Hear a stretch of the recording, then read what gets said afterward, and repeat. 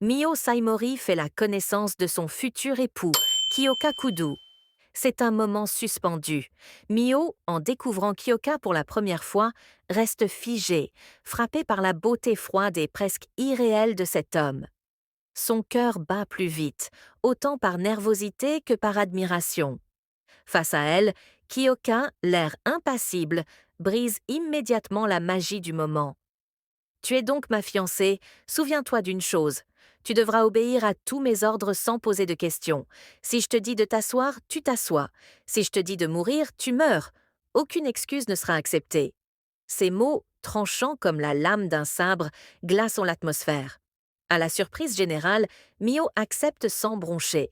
Sa voix est faible mais déterminée. D'accord, monsieur. Si vous avez autre chose à ajouter, je suis prête à l'entendre.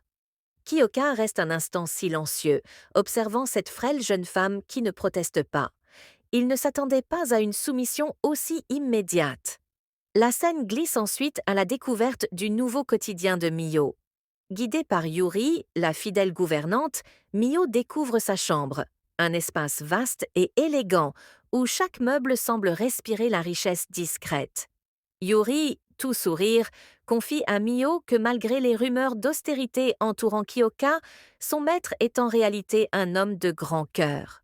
Mio, apaisée mais toujours sur la défensive, s'endort en méditant sur cette étrange journée. Durant son sommeil, de vieux souvenirs refont surface. Elle se revoit enfant au sein de la famille Saimori, lorsque son père Shinichi testait les dons spirituels de ses deux filles, elle et Kaya. Lors d'un rituel effrayant, Kaya parvient à voir des esprits surnaturels émanant d'une boîte mystérieuse, alors que Mio, elle, ne perçoit rien. Le visage de son père, déçu et froid, s'impose à elle. Shinichi félicite Kaya, promettant qu'elle deviendra puissante. À l'inverse, l'absence de pouvoir chez Mio la relègue au rang d'erreur honteuse. 6 mois passent. Kaya développe ses dons, entourée de félicitations, tandis que Mio est condamnée à l'ombre et à l'indifférence. Seule Hana, une servante douce, lui offre un peu d'affection dans cet environnement glacé. Réveillée brutalement par ses souvenirs douloureux, Mio se lève à l'aube et décide de prouver sa valeur en aidant à la préparation du petit déjeuner. Quand Yuri la trouve en cuisine, elle est d'abord surprise, puis touchée. Mio, gênée, s'excuse de ne pas avoir demandé la permission. Mais Yuri, bienveillante, lui propose d'apporter le repas elle-même. Lorsque Kyoka découvre que Mio a cuisiné, il exige d'abord qu'elle goûte elle-même son plat, soupçonnant un éventuel empoisonnement. Sans la moindre hésitation, Mio obéit, avalant une bouchée sous son regard scrutateur. Face à tant d'obéissance, Kyoka esquisse un sourire presque imperceptible avant de partir sans un mot. Mio, seule, ressent une pointe d'amertume. Pendant ce temps, au sein de l'unité spéciale anti-grotesquerie, Kyoka accueille de nouvelles recrues. Il explique que, malgré leur rareté, les esprits malveillants, les grotesqueries, demeurent une menace. À travers des exercices rigoureux, il entraînera les recrues à manier des dons variés, télékinésie, pyrokinésie, clairvoyance. Lorsque certains doutent de la nécessité de leur entraînement, Kyoka leur offre une démonstration spectaculaire de sa propre puissance, balayant leurs doutes. De retour à son bureau, Kyoka est troublée par la pensée de Mio. Pourquoi cette jeune fille, issue d'une noble lignée spirituelle, se montre-t-elle aussi soumise, aussi brisée? Son assistant tente de le taquiner sur sa nouvelle fiancée. Mais Kyoka, d'humeur sombre, lui ordonne de se taire. Mio, de son côté, est assaillie par les doutes. A-t-elle bien fait de venir ici? Mérite-t-elle seulement cette chance? À la maison Saimori, une autre intrigue se dessine. Shinichi Saimori prépare l'installation de Kuji Tatsuishi, fils d'une famille alliée. En transportant des affaires, Kuji tombe sur l'ancienne chambre exiguë de Mio. Le cœur serré, il se promet de trouver un moyen de venir en aide à celle qu'il a toujours aimée en secret. De retour chez les Kudu, Mio accueille Kyoka après son retour du travail. Elle s'excuse maladroitement pour son précédent repas. Cette fois, c'est Yuri qui a cuisiné. Kyoka goûte, puis critique la froideur de la nourriture. Mio, bouleversée, multiplie les excuses.